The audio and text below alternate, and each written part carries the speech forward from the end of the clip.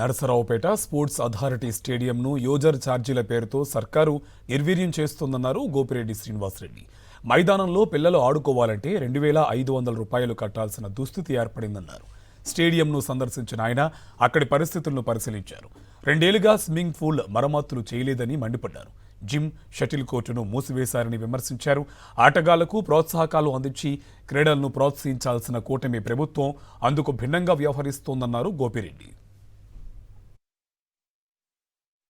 User ఛార్జీలను పెట్టి స్టేడియంలో ఉదయం 9 గంటల నుంచి సాయంత్రం 5 గంటల వరకు మధ్యలో ఉన్న క్రికెట్ మైదానాన్ని వాడుకోవాలంటే 2,500 రూపాయలు కట్టాల్సిందే రోజు. గతంలో ఎప్పుడు లేదు. ఈ స్టేడియం ఏర్పడి దాదాపు 25-30 సంవత్సరాలు కావస్తా ఉంది.